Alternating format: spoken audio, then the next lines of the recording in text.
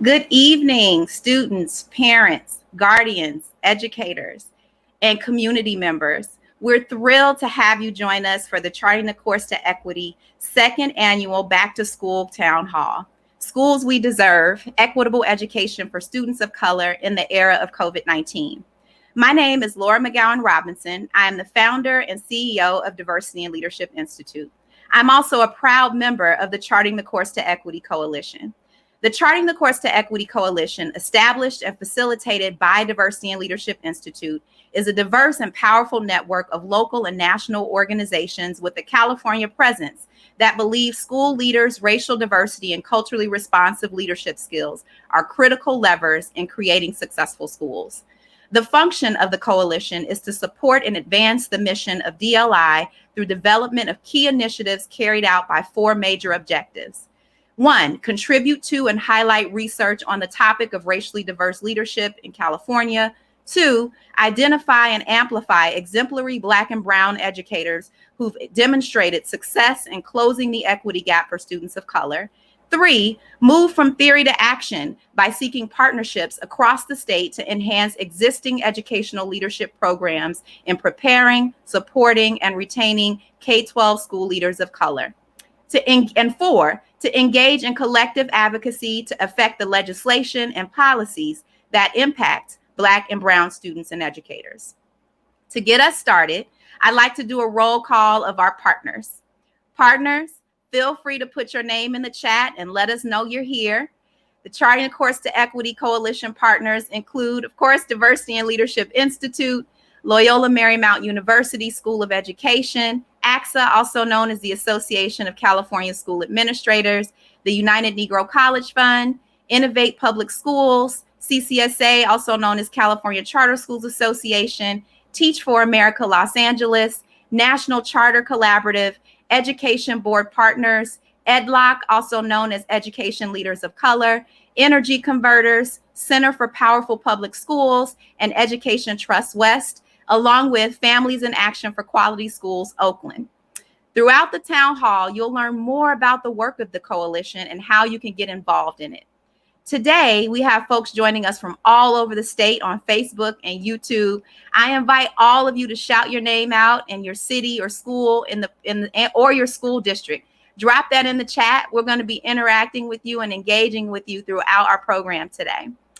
We invite you to use the hashtag DIL Coalition Town Hall throughout the event. Again, that hashtag is DIL Coalition Town Hall throughout the event. You can also tweet about the town hall at DIL_Institute. Tell your friends and family members to join the conversation right now. Send them a text. In addition to the coalition's policy and advocacy work, another major commitment is to highlight some of the great work happening in schools led by educators of color in California. In a few weeks, you will learn more about the following school leaders and their schools. And a few of them you will actually hear from today in our educator, parent, and guardian, and our other panelists who will be joining us. David Harton, he's the executive director of Aram Prep in Oakland. Jordan Goins, former principal and current director of special programs at Lancaster Unified School District. Alfonso Paz and Cesar Lopez of Apex, Los Angeles. And also Jasmine Banks, principal of Vox Collegiate in Los Angeles. Follow us on social media to learn more about these leaders in the coming weeks, their schools, and their commitment to equity. To kick us off this evening, we'll hear from a veteran educator of color. Dr. Bishop will set the table for our town hall today. She'll talk about where we've been, where we should not go back, and where we should go from here. Dr. Bishop has served as a superintendent, associate superintendent, assistant superintendent, any role that is between teacher and superintendent, you name it, she's had it in several urban school districts. She's known as a strategic turnaround administrator due to her ability to go into struggling organizations and work with staff, community members, students to improve their status and put them on a trajectory towards success. She served as an adjunct professor at several universities and as a guest lecturer at the Leadership Institute at Georgetown University, and featured speaker at the White House at an education conference focused on school discipline reform. Dr. Bishop has served as an elected president for CASA, the California Association of African American Superintendents and Administrators, and several other notable positions. Dr. Bishop is currently the co-founder and president CEO of Elite Public Schools, a public charter network that opened its first school in Vallejo, California of August 2019. Elite is designed to eliminate the opportunity gap for all students, but particularly African American and Latinx students. Join me in welcoming Dr. Ramona Bishop.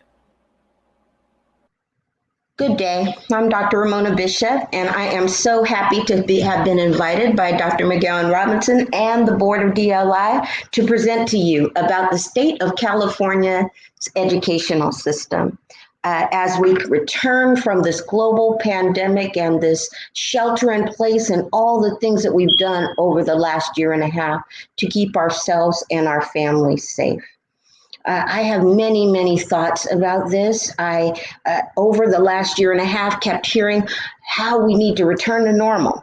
I had parents, we need to return to normal. Students, let's return to normal. Teachers, administrators, we need to return to normal. And in the back of my mind, I was thinking, do we really want to return to normal in California? Are we comfortable with the achievement levels of certain groups being higher than other groups? Let me give you an example. Over the last few decades, we have had incremental growth in every single group, small growth along the way.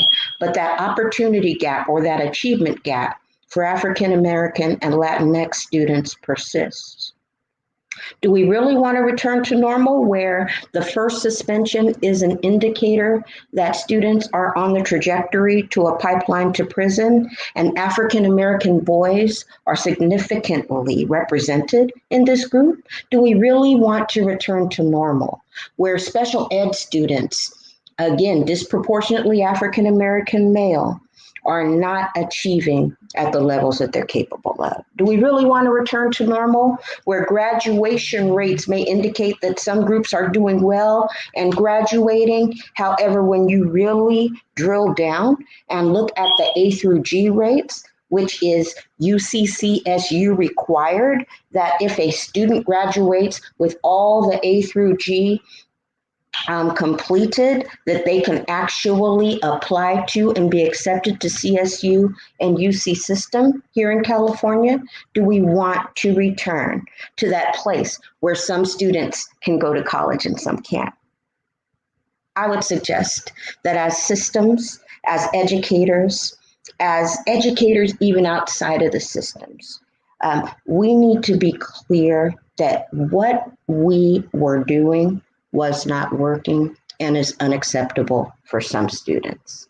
That individual pockets of excellence are no longer okay. That as systems, we must collaborate in ways that we've never collaborated before. That we must keep the public health officers at the table. We must keep our legislators at the table because there's millions of dollars coming into our communities.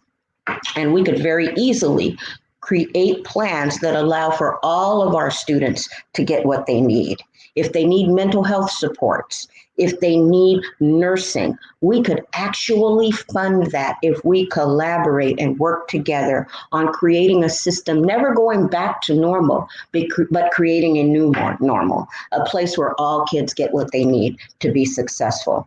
And when we do that, then we eliminate these gaps once and for all. When we do that, we do not have a place where some kids had the technology to participate in distance learning and some didn't.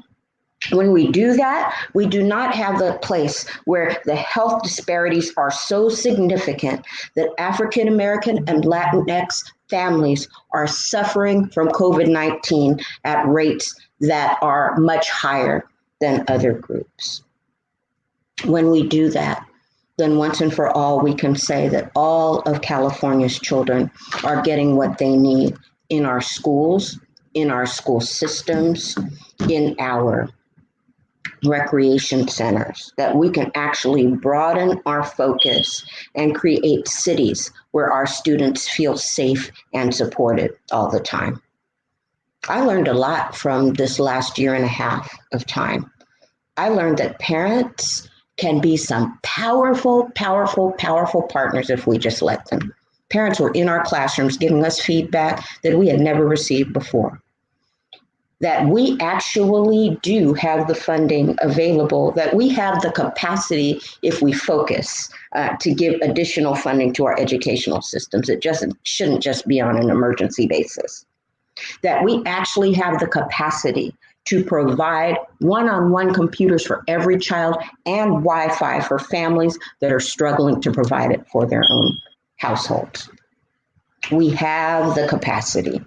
And so now it is up to us to learn from what it is that we went through over the last year and a half and continue to do the things that are going to accelerate our path to a place where all of our young people are graduating with A through G requirements met and on their way to college if they wish to go, and to a career that will sustain them should they choose not to go to college. That is the new normal. That is where we need to go as a community.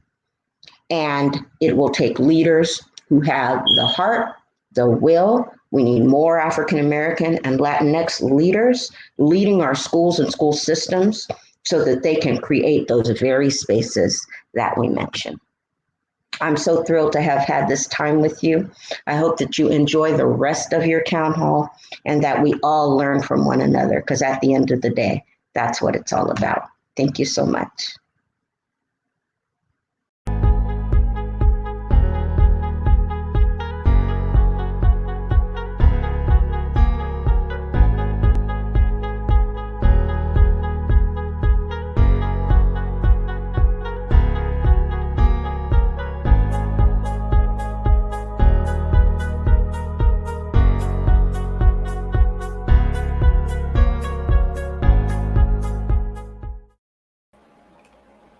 Good evening, students, parents, guardians, educators, and community members. We're thrilled to have you join us for the Charting the Course to Equity second annual Back to School Town Hall. Schools We Deserve, Equitable Education for Students of Color in the Era of COVID-19. My name is Laura McGowan Robinson. I am the founder and CEO of Diversity and Leadership Institute. I'm also a proud member of the Charting the Course to Equity Coalition. The Charting the Course to Equity Coalition, established and facilitated by Diversity and Leadership Institute, is a diverse and powerful network of local and national organizations with a California presence that believe school leaders, racial diversity, and culturally responsive leadership skills are critical levers in creating successful schools. The function of the coalition is to support and advance the mission of DLI through development of key initiatives carried out by four major objectives. 1, contribute to and highlight research on the topic of racially diverse leadership in California. 2, identify and amplify exemplary Black and Brown educators who've demonstrated success in closing the equity gap for students of color. 3, move from theory to action by seeking partnerships across the state to enhance existing educational leadership programs in preparing, supporting, and retaining K-12 school leaders of color. And 4, to engage in collective advocacy to affect the legislation and policies that impact Black and Brown students and educators. To get us started, I'd like to do a roll call of our partners. Partners, feel free to put your name in the chat and let us know you're here. The Charting the Course to Equity Coalition partners include, of course, Diversity and Leadership Institute, Loyola Marymount University School of Education, ACSA, also known as the Association of California School Administrators, the United Negro College Fund, Innovate Public Schools, CCSA, also known as California Charter Schools Association, Teach for America Los Angeles, National Charter Collaborative, Education Board Partners, EDLOC, also known as Education Leaders of Color, Energy Converters, Center for Powerful Public Schools, and Education Trust West, along with Families in Action for Quality Schools, Oakland. Throughout the town hall, you'll learn more about the work of the coalition and how you can get involved in it. Today, we have folks joining us from all over the state on Facebook and YouTube. I invite all of you to shout your name out in your city or school or your school district. Drop that in the chat. We're going to be interacting with you and engaging with you throughout our program today. We invite you to use the hashtag DIL Coalition Town Hall throughout the event. Again, that hashtag is DIL Coalition Town Hall throughout the event. You can also tweet about the town hall at DIL_Institute. Tell your friends and family members to join the conversation right now. Send them a text. In addition to the coalition's policy and advocacy work, another major commitment is to highlight some of the great work happening in schools led by educators of color in California. In a few weeks, you will learn more about the following school leaders and their schools. And a few of them you will actually hear from today in our educator, parent, and guardian, and our other panelists who will be joining us. David Harton, he's the executive director of Aram Prep in Oakland. Jordan Goins, former principal and current director of special programs at Lancaster Unified School District. Alfonso Paz and Cesar Lopez of Apex, Los Angeles. And also Jasmine Banks, principal of Vox Collegiate in Los Angeles. Follow us on social media to learn more about these leaders in the coming weeks, their schools, and their commitment to equity. To kick us off this evening, we'll hear from a veteran educator of color. Dr. Bishop will set the table for our town hall today. She'll talk about where we've been, where we should not go back, and where we should go from here. Dr. Bishop has served as a superintendent, associate superintendent, assistant superintendent, any role that is between teacher and superintendent, you name it, she's had it in several urban school districts. She's known as a strategic turnaround administrator due to her ability to go into struggling organizations and work with staff, community members, students to improve their status and put them on a trajectory towards success. She served as an adjunct professor at several universities and as a guest lecturer at the Leadership Institute at Georgetown University, and featured speaker at the White House at an education conference focused on school discipline reform. Dr. Bishop has served as an elected president for CASA, the California Association of African American Superintendents and Administrators, and several other notable positions. Dr. Bishop is currently the co-founder and president CEO of Elite Public Schools, a public charter network that opened its first school in Vallejo, California of August 2019. Elite is designed to eliminate the opportunity gap for all students, but particularly African American and Latinx students. Join me in welcoming Dr. Ramona Bishop.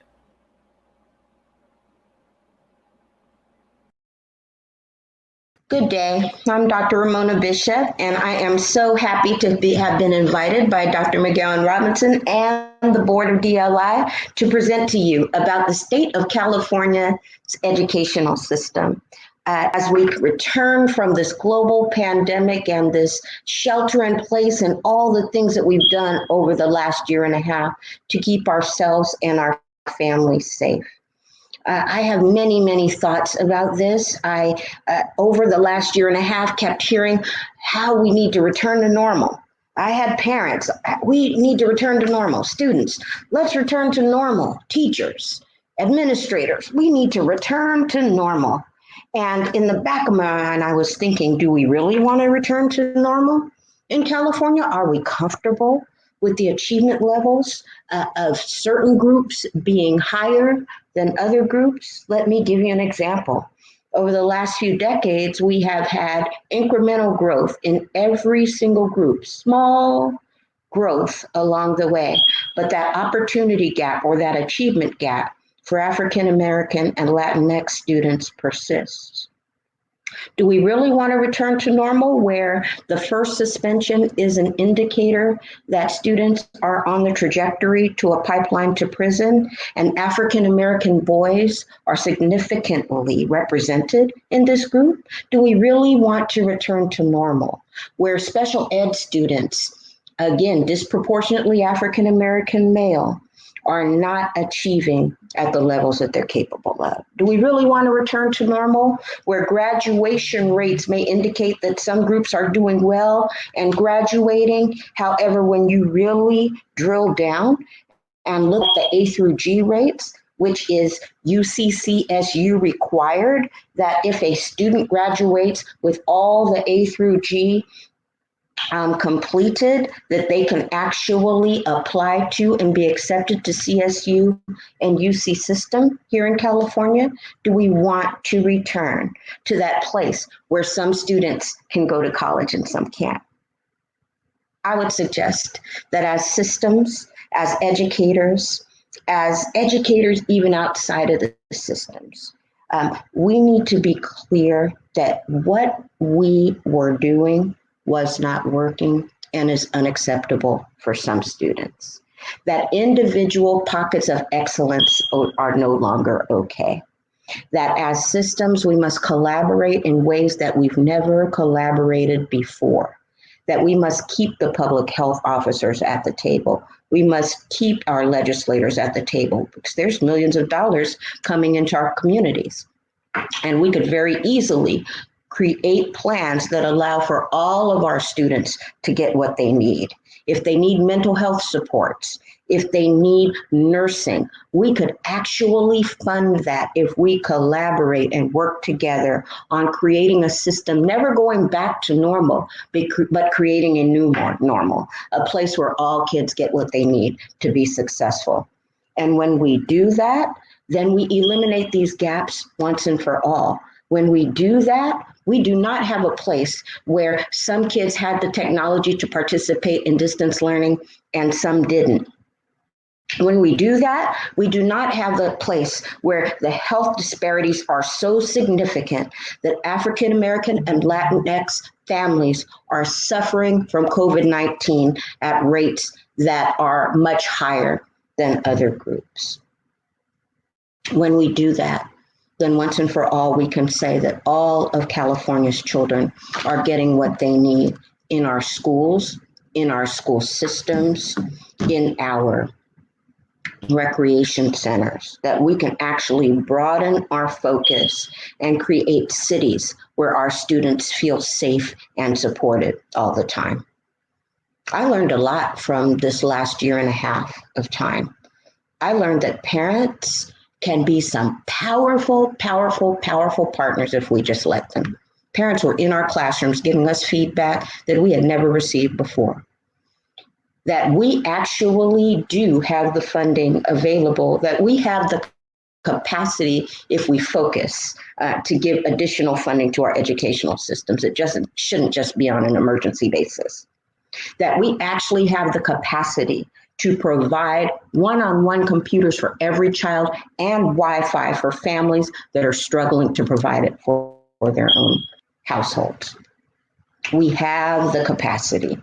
And so now it is up to us to learn from what it is that we went through over the last year and a half and continue to do the things that are going to accelerate our path to a place where all of our young people are graduating with A through G requirements met and on their way to college if they wish to go, and to a career that will sustain them should they choose not to go to college. That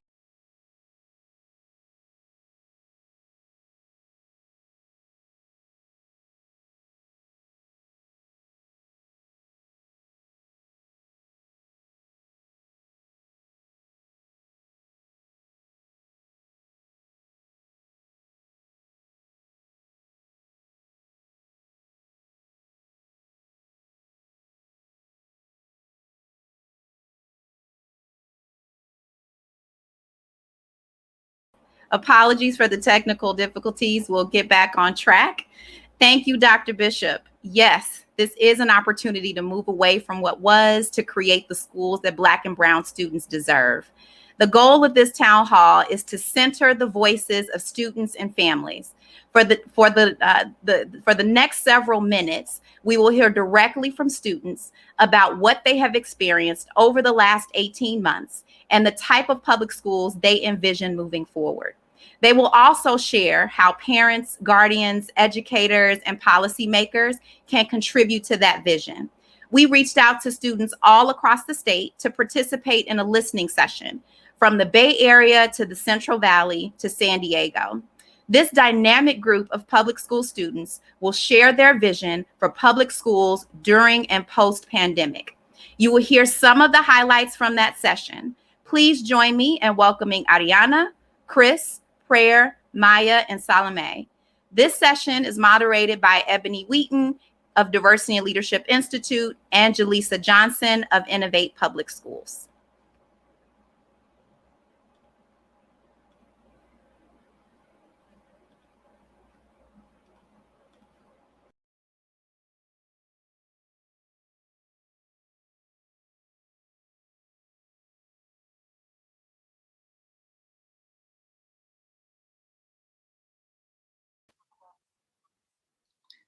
Okay, good afternoon, everybody. Thank you so much to all of you panelists, student panelists, for attending our student listening session. We're excited to hear what you all have to say, and we're going to dive right into our agenda today. But first, how about we start with a round of very quick introductions.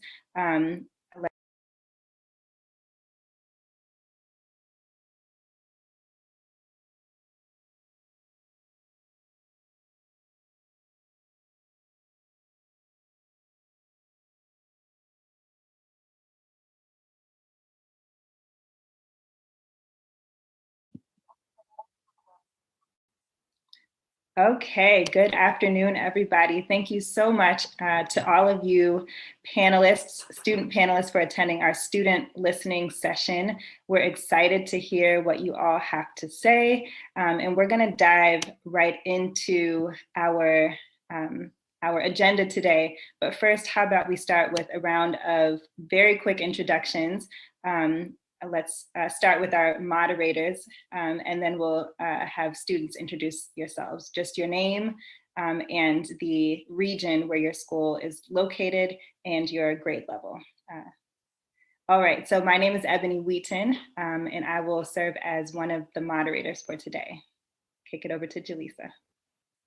Hello, my name is Jaleesa Johnson, and I will also serve as a moderator today. Kick it over to Ariana. Hi, my name is Ariana. I am a senior in the Central California area. All right, Chris.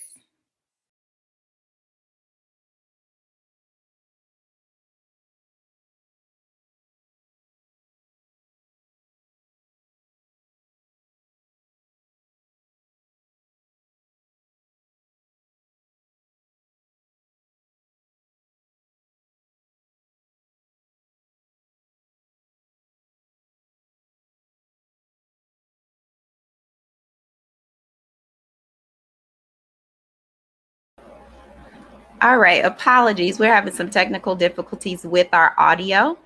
Give us just a minute to get it together. We'll be right back.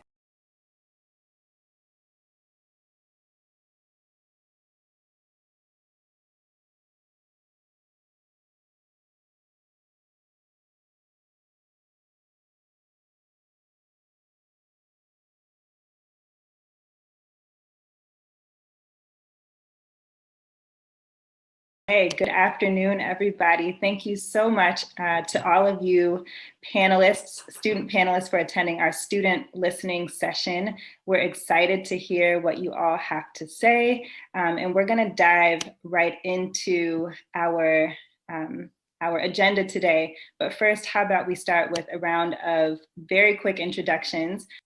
All right, so my name is Ebony Wheaton, and I will serve as one of the moderators for today. Kick it over to Jaleesa. Hello, my name is Jaleesa Johnson, and I will also serve as a moderator today. Hi, my name is Ariana.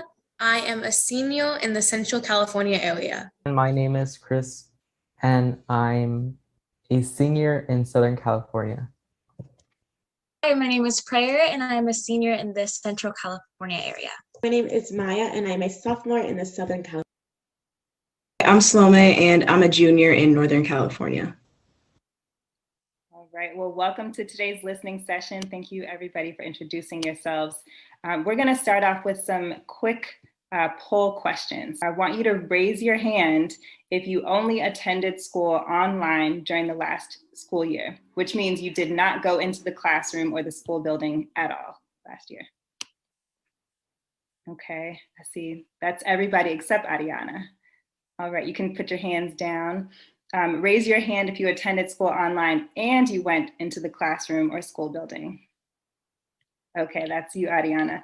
So what did you all like most about online distance learning?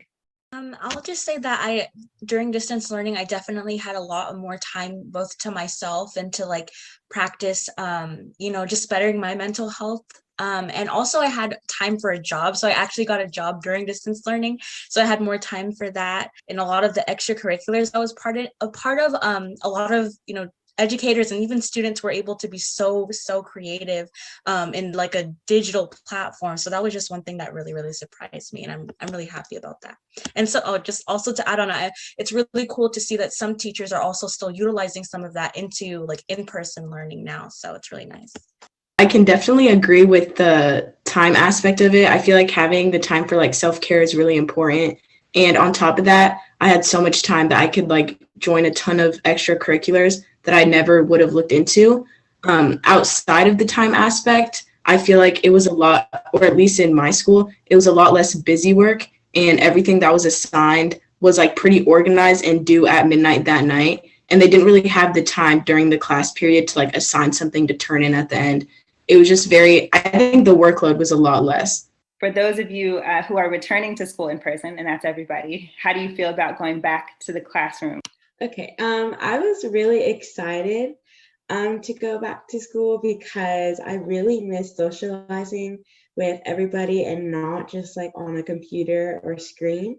So I was really excited and also a little nervous also for my safety, but more because when the pandemic started, I was an 8th grader in middle school and now I'm in my 2nd year of high school. So it was just a little scary, but yeah, I was mostly excited. I'm excited that I get to interact with people and see my friends, but I'm also kind of worried about my safety. I might get sick, so that's why I'm concerned. I'm concerned about my safety right now. My top 2 concerns for this upcoming school year, one of them is that when I went back at the end of my junior year last year, like I said, it was only like 3 other kids with me. We were all socially distanced. And when you were walking through the halls, barely anyone would be there.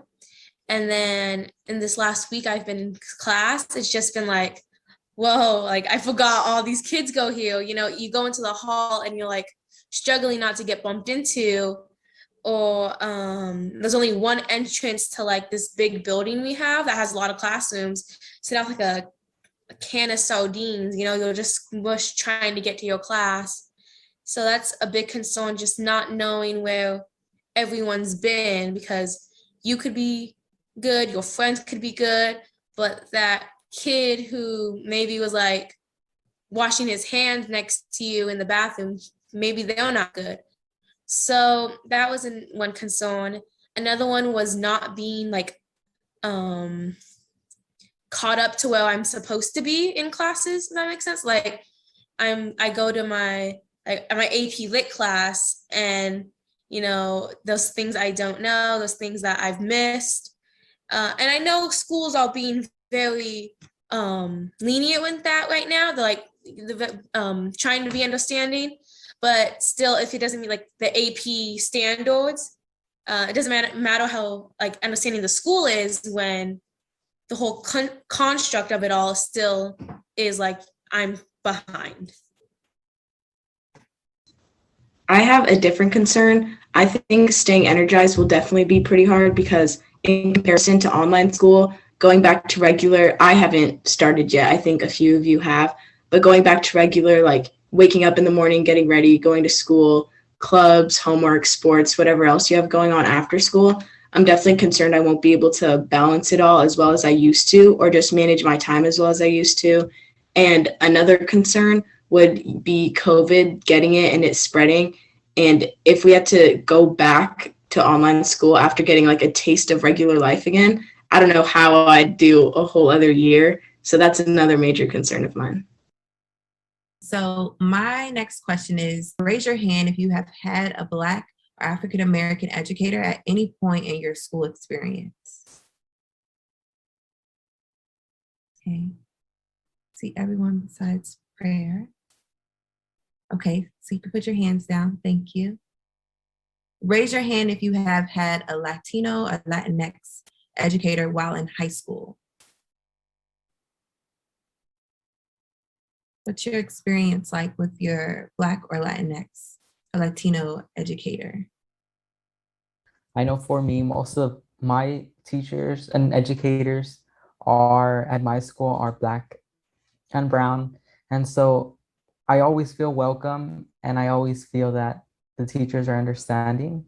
And they also serve as role models, because a lot of the teachers at my school, they also went to the same high school as me. They went to college and then they came back to serve. And that's how they serve as role models. And they're very understanding. They've lived in the community where I live, and they know what responsibilities many students hold. There was these two Black educators on campus, both female, and I've never had the class, but we are on first name basis. So even though I've never sat down in the class, they've never taught me anything, from a textbook, I still have such a strong connection with both of them because they look like me, and they'll just like, they treat me like with respect, which most teachers do, but it's just that fulfillingness of being able to see myself in them. I think they see themselves in me. So just being able to form that connection. My next question is, what do you think you need from your parents or guardians in order to be successful this year? How can they support you? I know one thing that I'm going to need from my parents and guardians this year is patience, because this last year has just been so, I would say, like, hard, and so like it was hard to be motivated. And so now that we're like back in person and the days are really long, I just need patience from them so that I won't get stressed out, and so that I could keep myself in check. And yeah. I definitely need my parents to keep pushing me. They've been doing that my entire life, but I feel like especially going into my junior year, I'd say like this is notably like one of the most important years that will like affect my future a lot. So I feel like they just need to keep pushing there, but not too much, obviously, and just being there for me and just being someone I can talk to if there's like nobody else. And yeah, overall just being like a good support system for me. What do you think you all need from your teachers, administrators, counselors in order to be successful this year? And how can they support you?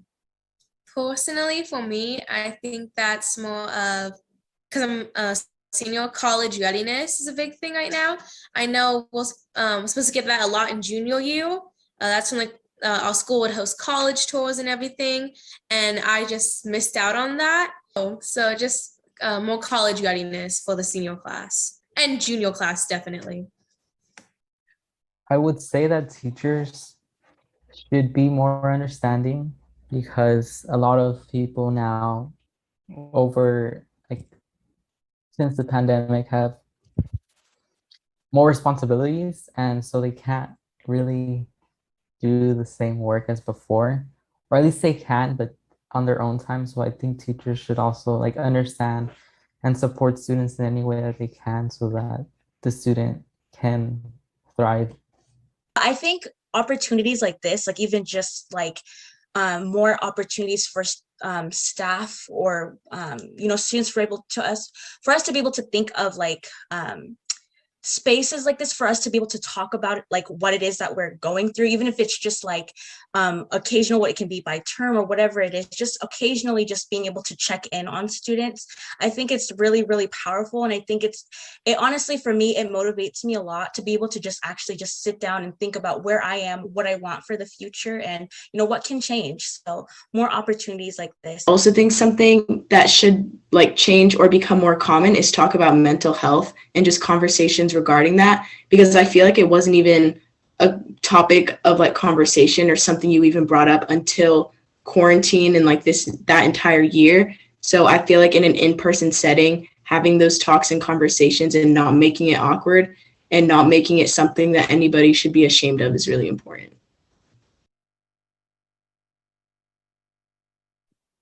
Absolutely. All, I think, really important things for folks to hear. And we really appreciate you all for saying yes to this opportunity, for allowing us to listen to your perspectives and your thoughts. And Prayer, to your point, I hope that we can do this more often, hear from students, because this whole thing centers around you all. So it's really important that your voices are amplified. So thank you, and good night. Thank you, students, for a thought-provoking discussion.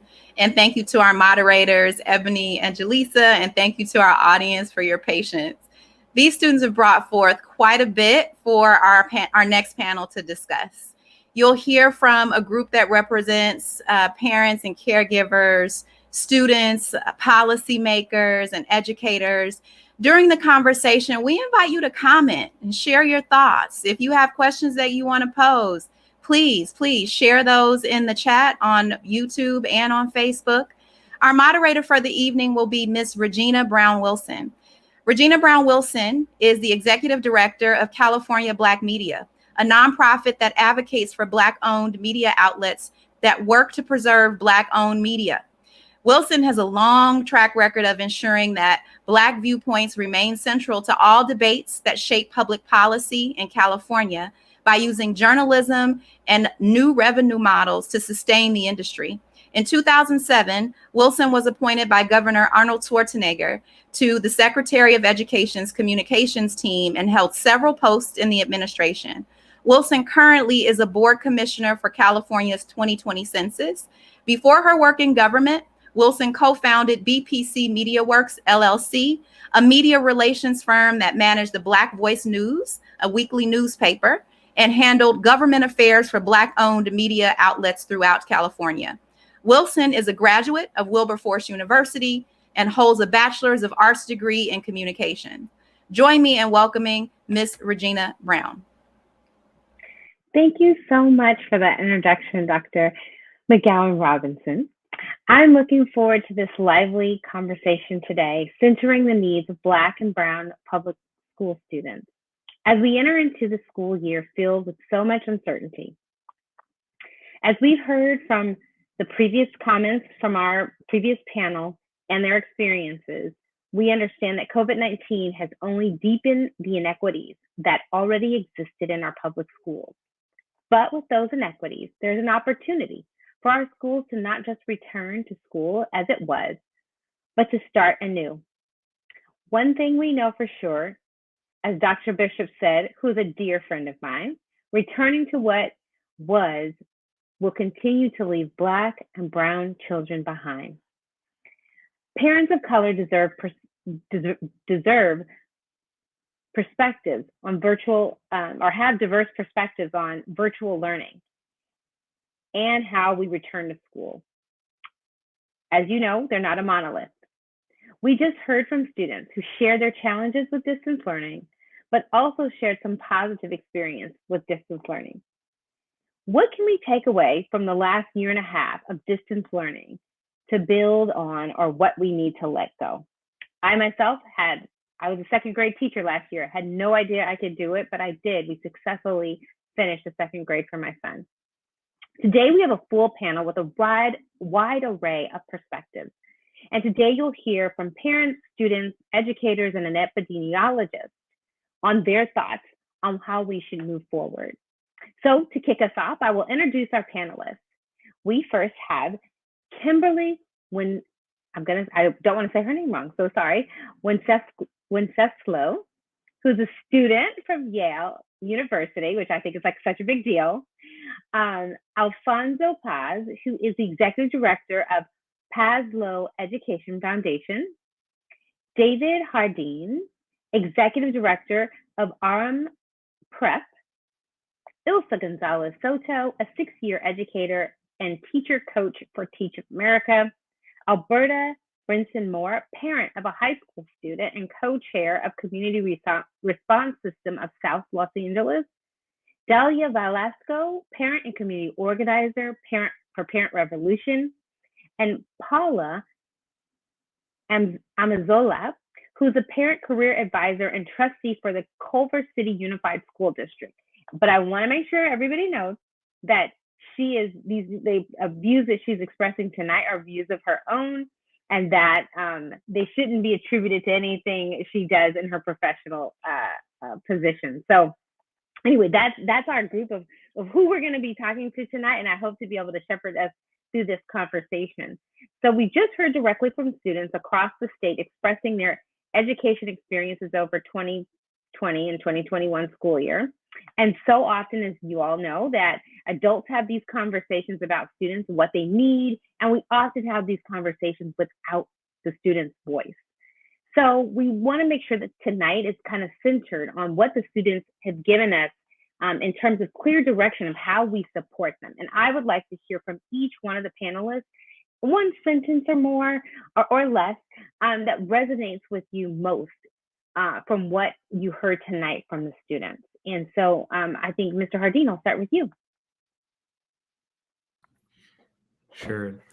Thank you, Ms. Wilson. There were so many powerful nuggets of gold that were shared in the student panel. The things that particularly stood out to me were comments like, the teachers that I have I can see myself in them and they can see themselves in me. We need patience. We need understanding. And what I'm hearing when I hear those sorts of things aren't anything technical in nature. They're values. They're values that we adhere to. And I think more than anything, this just makes me think about how do we work as a school, and how do we work with our educators on what it is that we're valuing in this time with so many competing priorities. Great. Mr. Paz, can you tell us, in a sentence, what you felt, your reactions from what the students said? Well, what I loved more than anything is they were talking about mental health and having kids talk. I say that if you're quiet long enough, a student will speak. If you're quiet a little longer, they'll tell you how to help them. The key is student agency. And I just love the fact that these kids want to talk. And one of the things that we put forth at our schools is whenever a kid's in crisis, whether it be academic, social, emotional, our first question is, who do you want here with you? And it's amazing when you can give a kid that level of agency. Like, this adult gets me. At one of my schools, it's a cafeteria manager, and he comes in. And when he walks in, the kid self-regulates, kid just breathes. We have to create a safe space that becomes a brave space. And if we allow kids to pick which adult is in that room, they speak. And I think you heard that in the panel. They want to talk and they know who to talk. So allow them to pick that adult. I just think mental health is just brilliant that they all brought that up. Thank you. Great. No, thank you. Ms. Brinson Moore. You're on mute. The students mentioned how much time they had. And that was something I noticed with my son, because he was able to take 2 community college classes each semester, in addition to participating in a lot of the things he loved. The thing he missed most, like the kid says, was their friends, socializing. And that's the only reason we are going back, is because he missed socializing. And I would tell you right now, I kind of feel the same way you feel. I feel like my only reason my kids are back is because they missed the socializing. We were doing fine on the academics, I think. And other than me not necessarily really being a trained teacher, but that's a whole nother story. Ms. Velasquez, did I have her? Or Ms. Gonzalez, let's go ahead and go with you. Let's kick it to you. Yes. So going along with what you were saying, where you both were sharing about socializing, I think what really spoke to me from the student conversation is this idea of, like, schools are our school is the community, right? It's not just about like what we're learning subject matter wise, but really like being for it to be a place of care and for teachers and staff to notice that like above all, like our students are people. They're little people, but they're still people that have so many different things going on, and centering that instead of just like, what are we going to learn today? Yeah, no, I love that. I love that. And Miss Velasco, your thoughts? Thank you. I think I heard two things that really stood out to me. One of them, I think Ariana shared, where she talked about feeling like schools had lenient standards, but the overall system and expectation of her hasn't changed, right? And that worry that she's feeling. I think I've heard that a lot from the parents that I work with, but to hear that from her as well just goes to show you like that frustration and inner turmoil that I think a lot of students are feeling about, like, where am I? Am I up to speed on where I need to be? And how am I going to, make sure I'm ready for college or whatever their next step is once they leave school? And I think second, hearing Prayer mention that, there needs to be more mental health check-ins. And I think that's also really important. There's a lot of trauma that has happened throughout the last year and a half for everyone. And I think there's going to be a big need for healing, really, not just check-ins, but also like that next step of providing spaces of healing for students, but families as well, because it's been a crazy, hectic year for everyone. And I think it's a really great opportunity to come together as a school community and provide that space of healing for them. Right. Oh my gosh, great insight. Thank you so much for what you gathered. Miss Amazola.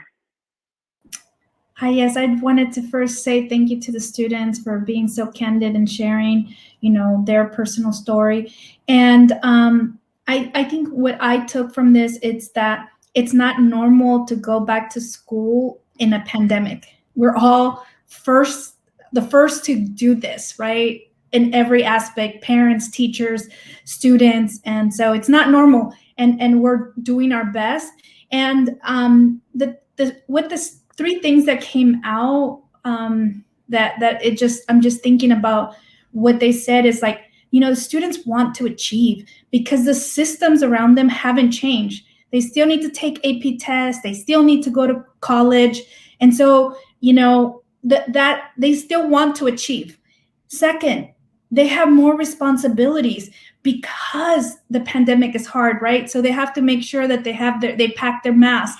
They have to make sure, that they're, signing in if they're doing extracurricular activities so that they can do their checks, their tracing checks.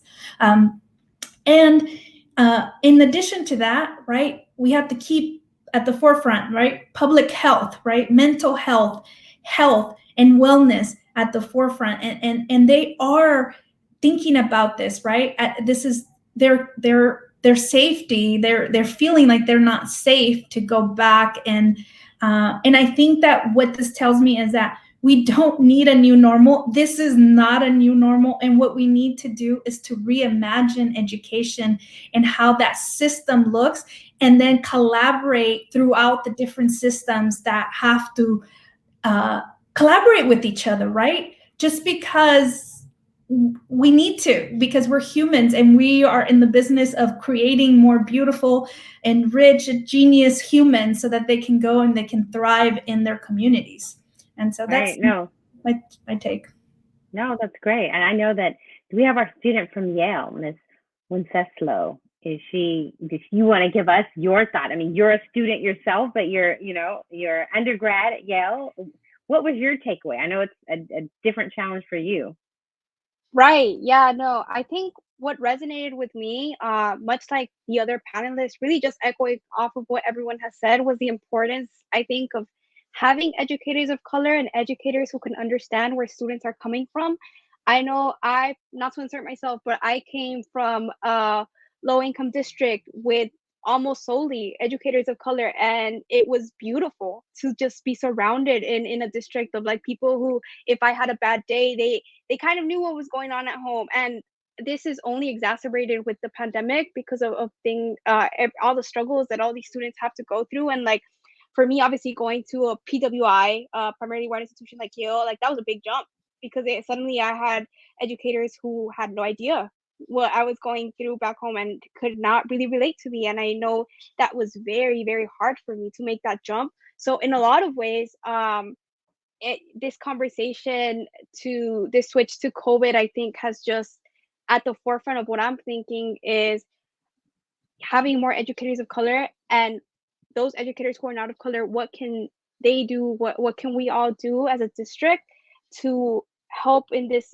instance of compassion, extending this compassion to help and support students best we can, because we don't know the law. I mean, I think all of us here have suffered so much in the past year, so much loss, so much confusion. So to have educators who can help level to some extent, I think is key. Yeah, that's all I You know what? I want to keep on with you because you're going to get thrown to the next topic, since we're going to switch kind of gears and talk about, you know, health and safety, especially for our students. So students' mental health, as you heard, and safety from the virus is among top concerns of students' return to school. We heard this directly from one of our students during the listening session. Like many adults, students have directly or indirectly experienced some type of trauma, grief, or loss. Some have lost loved ones, grandparents, parents, close relatives, not to mention, as we all know, the lack of social interaction, isolation that some have experienced. And we also heard students talk about the anxiety that they're experiencing being in close contact with students and fear of transmission of the virus. And so I don't know if anybody else feels like this, but I always kind of look and I'm like, okay, wait, you know, do you have it? Do you have your mask on or what have you? So as our student panelists and a recent public school graduate, based on your experience and some of the shared experience of your peers, what do you think the priority should be when it comes to supporting students' needs in returning to the school environment? I think other than obviously prioritizing just the logistics of it, students' health should always be at the forefront. If we feel, and this is me speaking, I have a little sister who's currently in public school right now, and they just opened and there's already been an outbreak. And that's so scary to us as a family. My mother's immunocompromised. She just is in remission with cancer. And it's like, I think a big job that educators and school administrators have right now is to be able to make decisions that center the health of the students, despite how messy things might get. Because at the end of the day, what we all want as a district, as a community, is to whatever students might need. And if that means some hybrid, then it's going to be hard, but we need to be looking for other options and constantly just changing the game rather than, I think, becoming cemented and this is what we're going to do this semester. But that's also so many setbacks, right? With that, you as educators, of course, are experts in this and can speak more on this. Like it's obviously so much of a burden, both financial, logistically, everything to make sure that happens. But yeah, I think just keeping in mind putting students' needs at the forefront. No, definitely. You know, you raise a great point. And Ms. Velasco, what resources, you know, do you as a parent need from the school and the community to support your children? Yeah, so I myself am not a parent. However, in my role at Parent Evolution, I work with like dozens of parents very closely, but hundreds of parents in different capacities. And I think similar to what Kimberly was saying, I think that confidence in knowing that their children are safe at school, that the protocols that they're being told about are actually being followed, and that, you know, they have that confidence in knowing like my student is safe and that my school is doing everything that they can. And also that trust to know, like, if something does happen, like they're going to communicate with me so I can take proper steps. And I think to even go beyond that, also knowing like the steps of what happens if my child is exposed, both health-wise, but also even academically. Like, if my child's going to not learn for a week, what's going to happen after that? And I think second, it's to kind of go back to some of the other things that were mentioned before, is that confidence in parents specifically in being able to be a part of the team, just like they were for the last year and a half, right? So many parents, and even you mentioned, you were a co-teacher, right? Like you were there with your student and you have so much insight, parents have so much insight and knowledge to give about their student to a teacher that probably hasn't met the student before. And, you know, the way things were recorded and data and all of that was different during the pandemic. So I think really respecting the insight that families and parents have to play or give, better said, is really important as well. Great. Miss Amazola, you know, you wear two hats, a school board member and an epidemiologist. As we've returned to school districts across the state, parents and students are rightly concerned about their safety as we see cases rise with the Delta variant. What advice would you provide to parents and school leaders when it comes to mental and physical health and safety for students upon their return to school? And what resources would you suggest they tap into? Well, that is a long question. So I'm first going to say that we are in a different place than we were 15 months ago. 15 months ago, we had no idea how this virus was transmitted. We now know so much more. We have 15 months of research. So I really want to, you know, putting on my public health hat here and saying, like, please, please, please, like, wear your mask. They really, really do work. You know, a 3-layer cloth to, you know, the surgical, just wear a mask. And if you feel more comfortable wearing two, then wear two. And if you're around a crowded area outside, then wear a mask. So I really encourage people to wear a mask, number one. Number two, most schools are implementing testing. Do the testing. It is difficult for the schools, I believe, to require the testing of students, but test so that you know. This is called surveillance. You know, in the United States, we do surveillance for STDs, HIV. So this is something this is how we can monitor the disease. You know, schools can implement symptom checks, right? Are students coming in ill or not?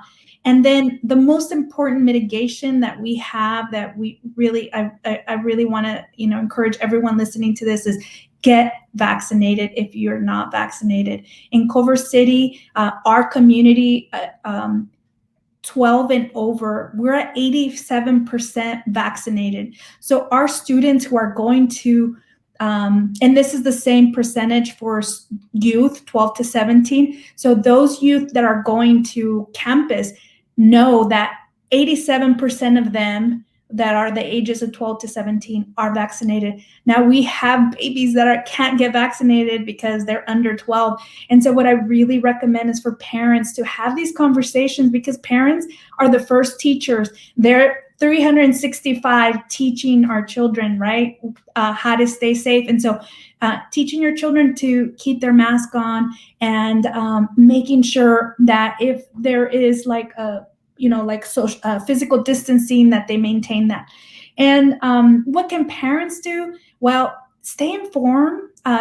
Get on the LA County Health Department or the state health department or your county health department listserv so that you can have this information readily available for you.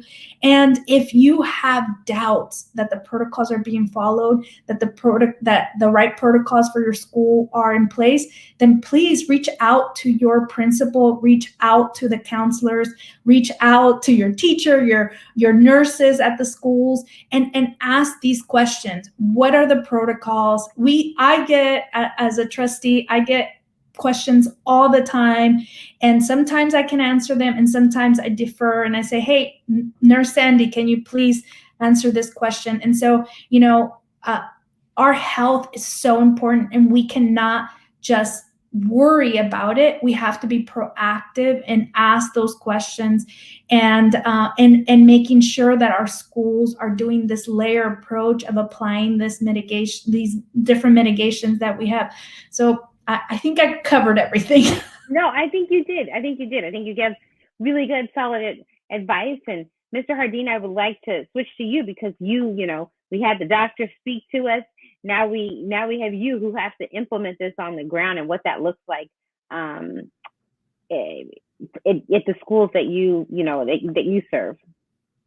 Yeah, absolutely. And certainly no easy endeavor on top of all the complexities of running a school, and yet of great import nonetheless.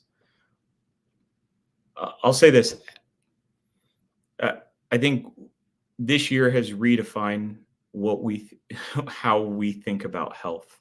And so health in terms of the protocols and the systems that you have in place, I think number one is strong communication with families. You have to have a strong pathway for communication so that families know how to do COVID safety checks, know what the symptoms are, and are able to accurately identify that before students are entering the building. I think secondly, then it's the process of having temperature checks, students getting hand sanitizer upon entry, maintaining distance where possible, mask on, as was mentioned. One of the things that we've done, I think that was very important and critical this year, is we bought air purifiers, industrial air purifiers for every room. And it cleanses the air to within 99.6 of the viral load every 30 minutes. And so that's another safety precaution. We have that in every room that children are in, so that we have fresh air that's constantly cycled throughout. The other thing that I would say is rapid testing when there are questions. Within 15 to 30 minutes, we can find out to make sure that students are safe, because that's another huge concern. And then the other side of this is mental health, right? And we know that mental health doesn't just stop with a student who has an IEP, and mental health doesn't just stop if a student is on Medicare. And so what we've done this year is significantly increased our community relationships and our investment in mental health counseling, so that any student that we're seeing exhibit signs of trauma, and any student that our advisors work with, that we know have situations, has access to that through the school. And the last thing I'll say is having strong relationships with students. So we significantly invest in social emotional learning through our advisory program. Every student at our school has a strong relationship with a caring adult who is personally vested in their success and in their health and well-being. And I think when you put multiple things together, that's a solution for overall health and sustainability. No, I think that that's great. You know, it makes me want to transition, to our next topic. While data around disproportionate suspensions and expulsions of Black and Brown students in schools to prison pipeline is not new, the killing of George Floyd and another unarmed Black men heightened awareness of systemic racism and race-based discrimination globally. The U.S. public education system was not exempt from increased scrutiny, as you all know. In a Speak Up survey conducted a few months ago, they found that Black parents cited concerns about their children falling behind academically due to not being in school. Among a long list of other potential concerns, academic concerns rise to the top. Before the pandemic, the number of Black families homeschooling rose swiftly, doubling between 2003 and 2018. Then from spring to fall of last year, the proportion of Black homeschoolers increased almost fivefold to 16.1%, according to the Census Bureau data. In that survey, while not representative of all families and Black families at LAUSD, many of those families cited anti-Black racism in schools as a reason for the switch. Yet, numerous studies have shown Black students are more likely to be disciplined and more harshly for lesser offenses than their white peers. As we think about what we've seen in the past, particularly when it comes to disproportionately of suspension of Black students, we have the opportunity to chart a new course in the future, particularly for Black students. How should we be reimagining discipline in our schools? And Ms. Moore, I'm going to go ahead and kick this off to you as a parent and get your thoughts. I think the community really needs to be involved. The community has to hold the schools accountable. Families have to hold schools accountable. So involvement with families and the community is pivotal. Understanding alternatives to suspension and discipline is vital. I think with the Black Achievement Plan, there is going to be resources available for the schools to utilize alternative methods to some of the disciplinary practices of the past. But community engagement is vital. And Ms. Soto, your thoughts on that same very question topic? I have so many thoughts on it. We could keep talking forever, but just keeping it brief and really thinking to the core of it.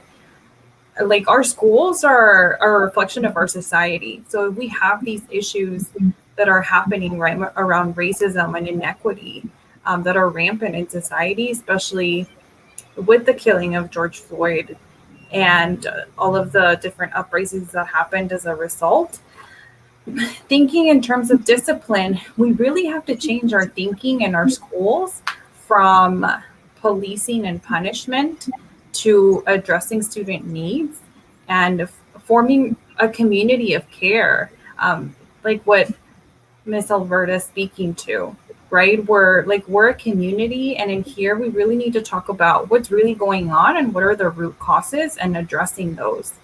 And it really comes down to like the relationships we have with students. So I know for me as a teacher, it was about when there were behaviors in my classroom, like talking to individual students versus just making assumptions. And because when we make assumptions, we don't really know what's happening, and then we're not addressing needs behind the behavior. So being trauma informed, right? And just like knowing who our particular students are, like where they come from, like their beliefs, and hearing from them, and communication is key, and like love and grace. I think we really need that in discipline. Yeah. Mr. Paz, as a school leader, what approach are you taking to address discipline in your school? So interesting, our schools were founded with no dean on purpose. The intention was to build on what Ms. Gonzalez says. Every behavior, everything, as adults, we don't discipline, we talk. And so it is understanding that anything you see, if you can get to the emotion, that's where it begins. But again, we haven't developed a system for teachers and faculty to actually sit with the emotion. The counselor-student ratio in California is 1 to 500. At our school, it's 1 to 150, plus a social worker, plus a behaviorist. So I challenge schools and I challenge parents to go to their school and look at the budget. Say, what do you have in mental health money-wise? If it's not in the budget, they're not doing it. They're doing lip service. They really are. And we have to do professional development for our teachers. The schools aren't helping them, but we can train them. So that's the biggest thing we do is we have a very dedicated training program to train every adult on campus, not just the teachers. Because again, whoever a kid has attachment to, and there's a whole attachment theory out there, you now can get the kid to talk. If you talk to therapists, they'll tell you it takes 3 to 4 visits before someone starts telling the truth. And we can't do anything till we get to the truth. And I want to end with Maya Angelou. Fear and love cannot occupy the same space at the same time. And when an adult is over a child, the child goes to fear. So how do we get the child to love? Ask the child who they want to talk to, and the child will talk. That means we have to be very flexible. In our system, we move. Kids move. Adults move. I have an office manager who will move because a young girl needs to talk to her. And in that 20 minutes that I let that happen, boom, we now know where the kid needs, and we can move urgently to help the kid. So it is really reorganizing a system. If your school has deans, they still do discipline. I don't care what they say. But really look at what is the school's budget. What percentage of their budget is on mental health? And that either, the money is where the mouth, you either have it or you don't. And I do think COVID has opened that place where it's really challenging schools, and parents are challenging schools. How much money are you spending on my kid on mental health? I think a lot of parents would be shocked that it's very little. Wow. Thank you for all those gems and nuggets you just dropped on us. I know that we're kind of running behind on time, so we're going to move over into our final topic of today and just appreciate everybody taking the time to talk with us about this and share their expertise. And I'd like to hear from some of our panelists on the topic about accelerated learning and disrupting patterns of low expectations for students of color.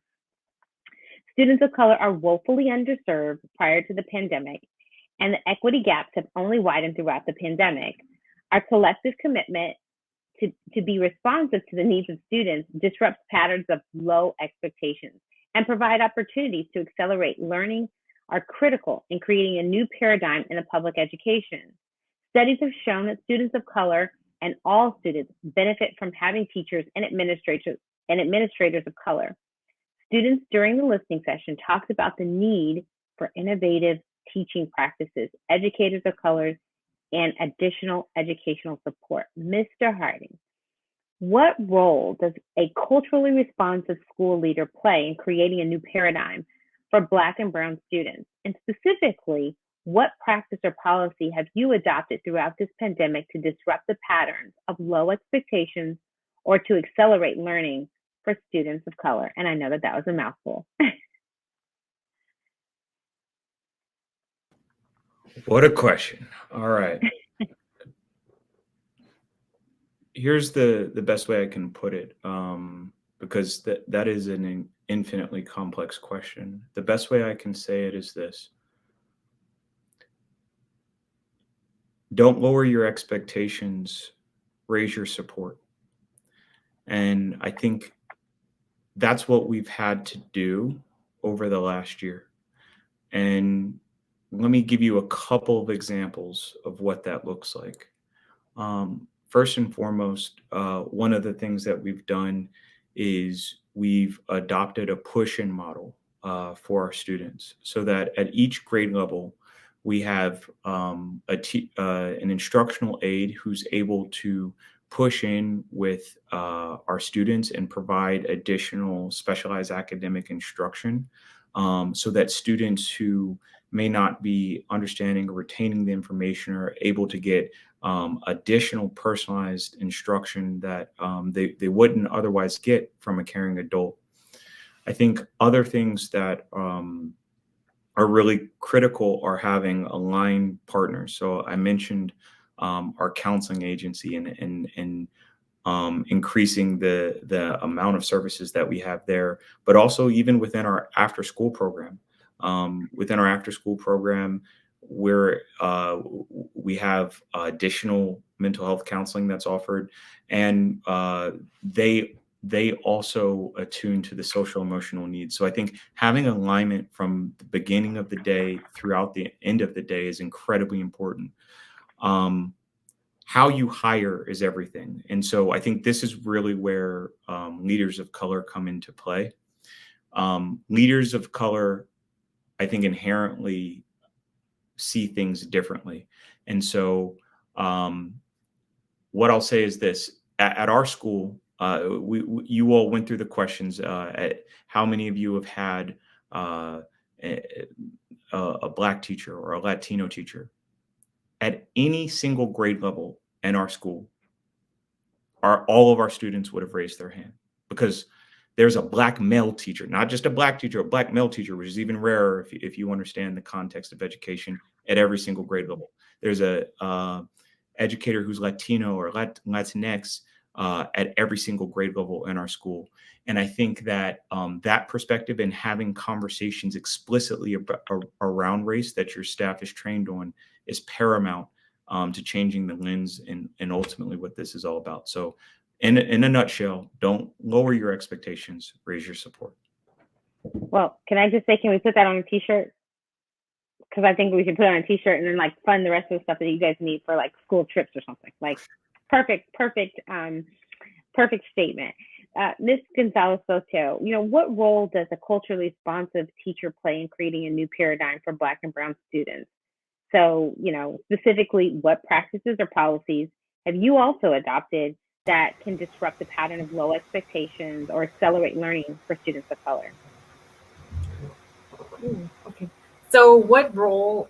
I would say that the biggest thing as a culturally responsive teacher for me has been that I want students to develop a love of learning above all and see themselves as belonging at school.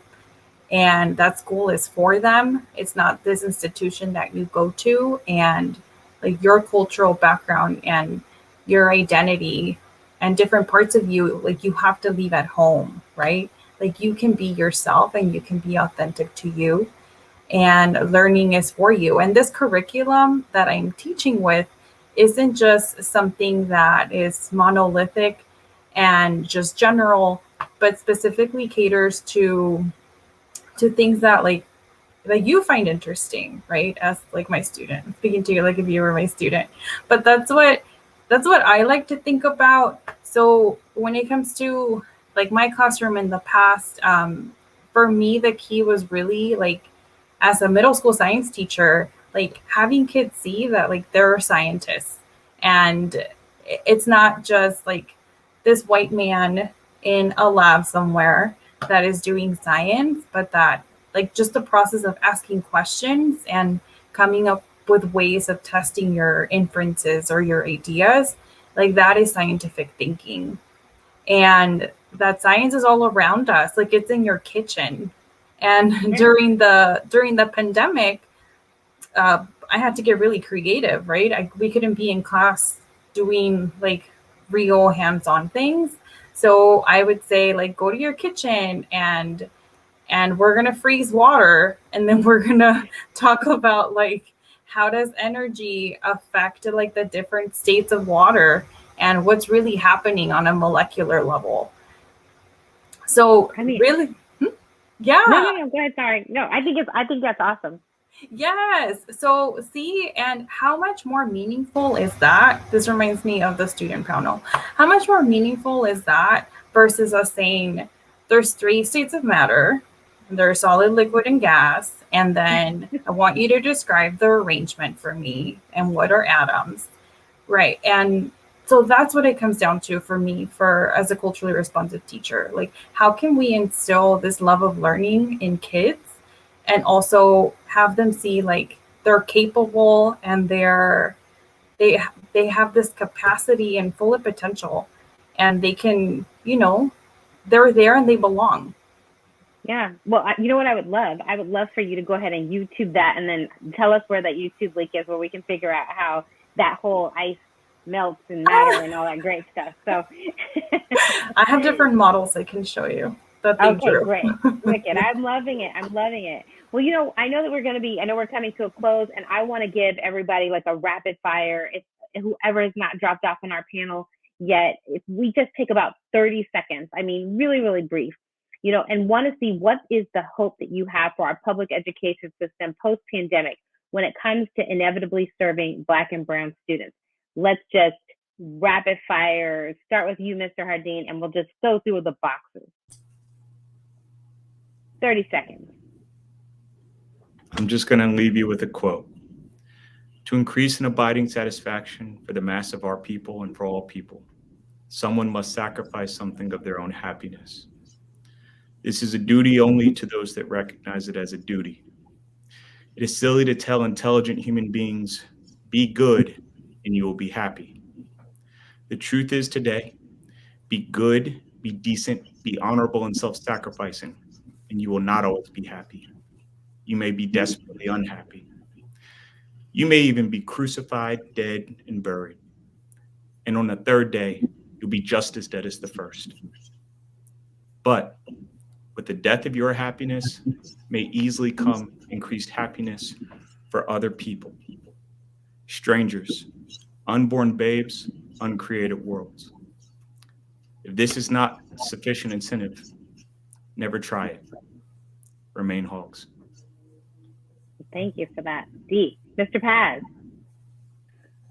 The biology of the brain, doesn't matter who or what you look like on the outside, is the same. Neuroplasticity exists for all of us. We can all change. We can all become better than what we are today. Going back to Mr. Herlin, we just need the support. And so it's about support. But again, know that everyone can change. No one is stuck where they are today. That's a choice. But if we have support and love, then we change. Ms. Moore. We can't wait. we have to find the resources that we need now.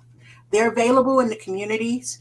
They are available in the schools, but we have to demand them. And sometimes it's uncomfortable demanding things, but when it comes to my kids, I'm not concerned about my comfort. Thank you. Ms. Amazola. Yes, my hope for education is not to wait for the pandemic. I hope that we today can start changing, empowering our students to step into their genius, to their full potential. For our educators, our parents, our students, one like ask themselves, what makes me unique? What is my talent? What are those habits that I love to do? And the second thing that's most important is that we really, really need to reimagine education and think about a school, a pipeline, school to wealth, right? Like our great leaders such as Martin Luther King and Cesar Chavez, they advocated for economic justice, economic equity, and we need to go there. We need to be teaching our children about financial literacy, and we need to be teaching them about how to manage their money so that they don't have to live paycheck to paycheck. And we need to level them up, and that's my hope for our children today, not post-pandemic. All right, and the final word we'll give to you, to our young scholar from Yale. That's so much pressure. I can't live up.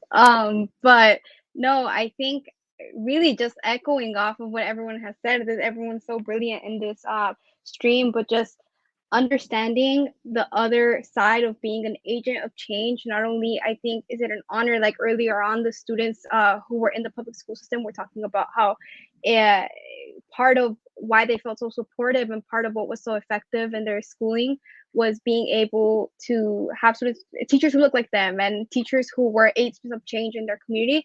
But I think part of that is also that the responsibility that comes with that, because not only is their responsibility to be this agent of change, but also there's responsibility to create agents, future agents of changes, and that it doesn't stop there and it continues with your own students and that. So yeah, just very excited to see the future of education and how that continues to grow based off the gaps we've found and discovered throughout this pandemic.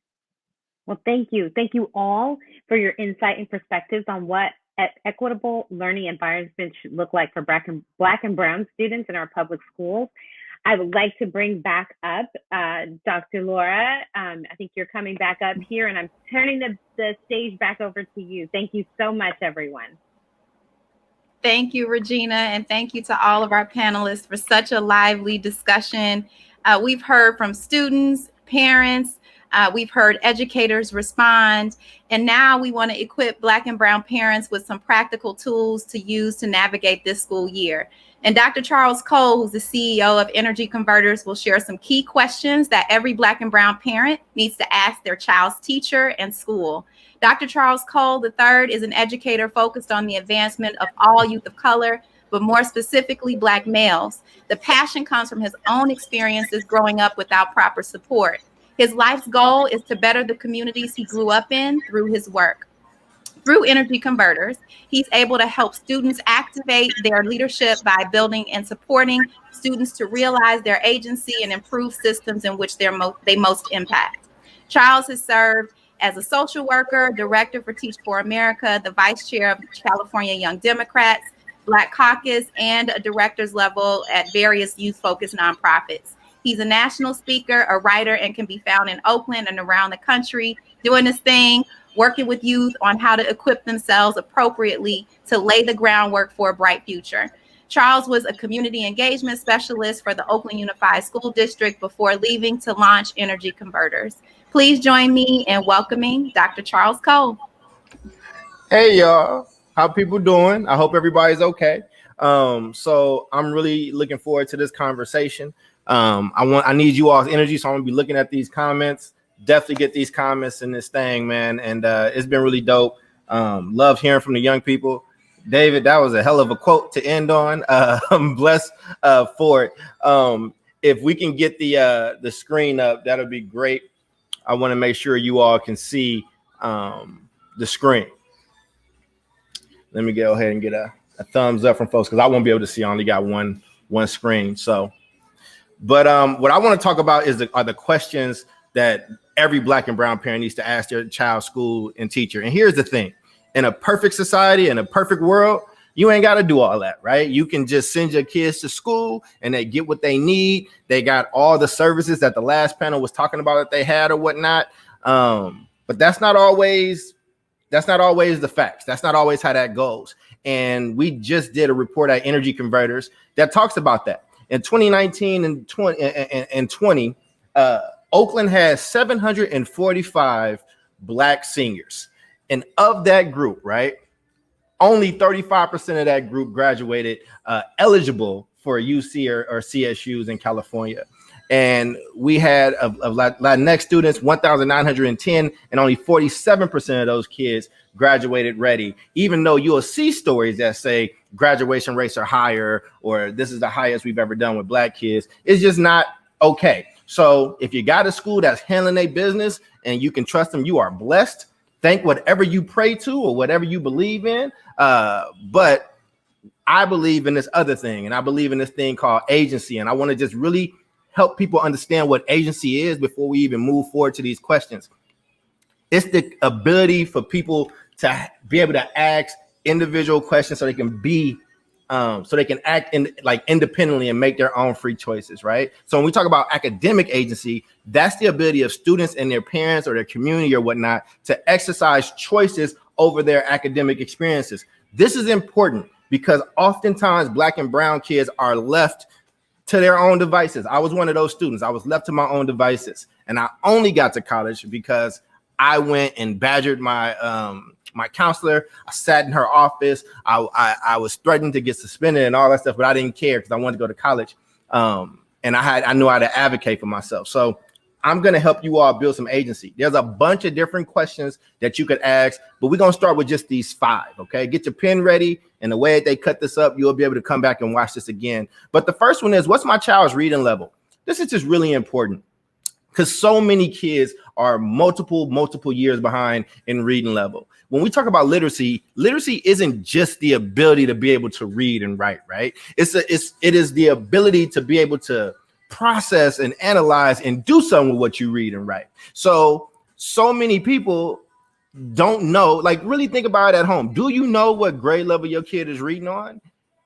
Once you get that answer, that empowers you to go do some other things. If your child is in the 6th grade, but they're reading on the 3rd grade level, well, that allows you to go out and get books that's on the 3rd grade level, 4th grade level, 5th grade level, 6th grade level. You understand what I'm saying? So, and also when you ask these type of questions, educators and schools respond to you differently. So let's just start with that piece.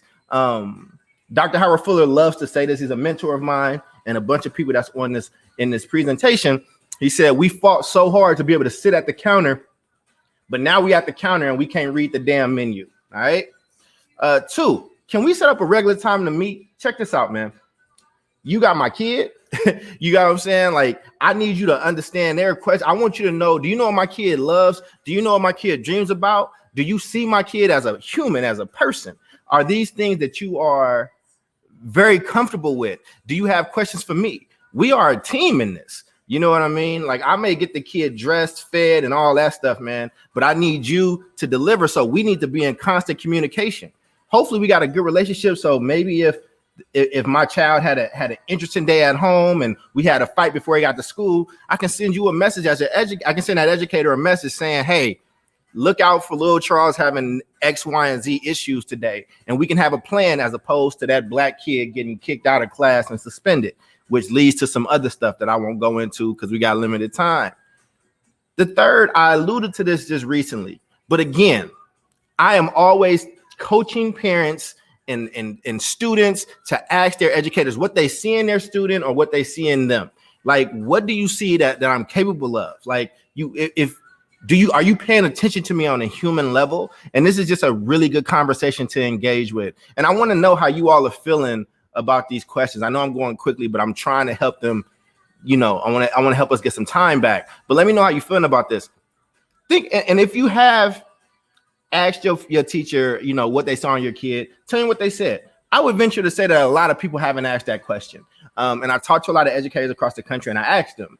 And one, a lot of them haven't been asked that question. But two, when I asked them that in their training, they were really reflective because they couldn't answer that question for more than half of their kids. And that's a problem. And then this is really, really important. Language matters. And it's not fair, but everybody has their biases. Sometimes teachers might write you off because maybe you don't speak like them. Maybe you may, I don't know, for whatever reason. It's not my job to speculate. But when you use certain language, like teachers have goals, right? Like there should be a plan and goals and sections and all that stuff. So when you ask that educator, hey, what's the goal for this month? What's the goal for this semester? What's the goal for this section? It lets them know that somebody's going to be paying attention to that. Somebody's going to be following up around that goal. And you're going to have some very specific questions in regards to your child. And you're going to be able to hold your child accountable in a certain type of way. And then finally, what's your discipline policy? Listen, man, when a black or brown male gets arrested, when a black or brown male gets suspended multiple times in a year, the chances of them going to jail at some point in their life grows exponentially. As a black man who is one of the first in his family to go to college, but has a lot of the men in my family have been to jail. This is a real issue, especially in black and brown communities. And it's not just with males, it's also with women as well. And so you need to get a real understanding. What's the progressive plan? Like, do they have a plan? Is it just how you feeling that day? Or is there like, yo, like, give me the steps. So if my child does get in trouble, and for some reason you didn't talk to me before we got to the stage of heightened discipline or suspension, we can walk through the steps together and kind of talk about what happened. Now, you can find a lot of this. I wrote this article. It's in Ebony. It's in a few other places. I'll make sure you all get the link so they can have it. But let's just start with this. And this is the way that we can start a thriving relationship between teacher and family. And here's the thing. And I'm talking to the parents. I have a whole different thing that I say to educators. For instance, I coach educators that their first call home should not be negative. Their first call home should be telling you what they see in your kid. They should preempt this, right? But as a parent, it's nice to be liked. It is nice to have a good, friendly relationship with your educator. It's nice to be able to just trust them. But we're talking about your baby. We're talking about your child. And you and that child have to deal with the consequences of whatever is happening in that classroom. And I would strongly advise you to not leave that up to chance, especially in this country, in this education system, and in a place that has the type of statistics around black and brown children that it does. Okay. So here's a recap. 1, my child's reading level. 2, check-ins, baby. You gonna be hearing from me. And here go my numbers. Here go my email address. Here go my social media if you want it. I probably wouldn't give them the social media, but here are all the ways that you can contact me. And now give me the ways I can contact you. And let's talk about my kid. 3, what do you see in my child? It's very, very, very important, man. Again, and if somebody just don't have an answer for that and you check back in that second meeting, they still don't have an answer, then I think you got a bigger issue. I would be trying to get my kid in different classes if that's the case.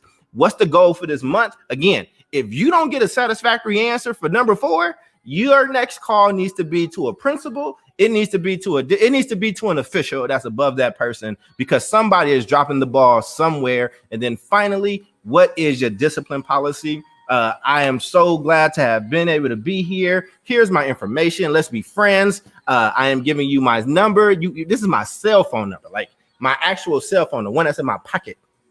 That's my personal iPhone number. You can have that website stuff, and then my social media. I am so grateful and grateful to DIL around this. And I hope you all continue the good work. And thank you very much. Let's stop this because I know that looks crazy. Let's stop sharing. So with that being said, there was a nice little script that they had that they wanted me to say. I have to look at notes because we didn't use we have a banner thing. But I have a colleague that's here that I like very, very much with an organization that I like a whole lot. I helped found it.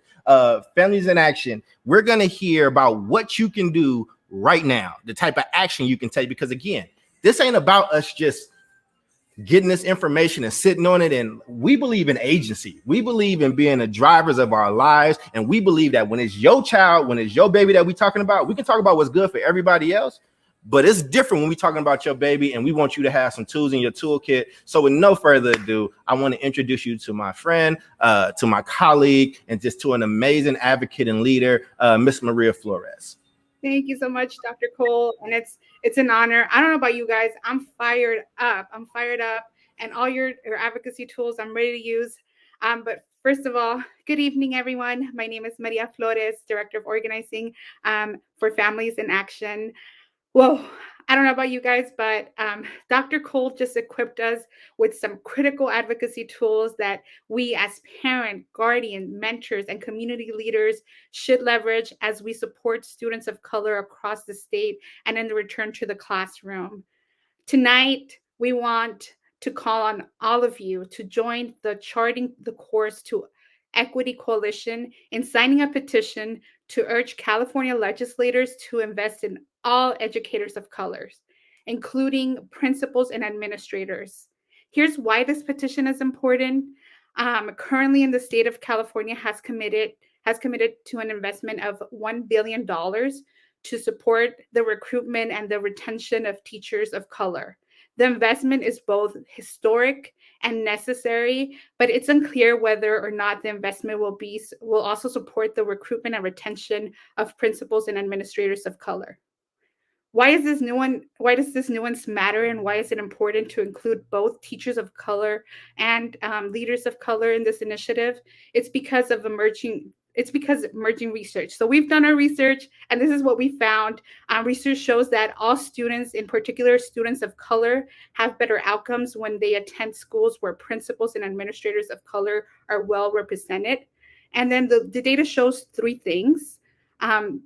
Students at schools with leader of color score significantly higher on state tests, especially at high schools. 12th grade students at schools with leader of color graduate significantly more prepared for college and career. And students, especially African American students and high school students with a leader of color, are significantly less likely to be suspended. Not only that, but our amazing student panelists, gave powerful testimonies about the important role and positive impact of leader of color. And in light of this, we believe that principals and administrators of color must be an intentional part of the state's agenda, and that they invest the money in them.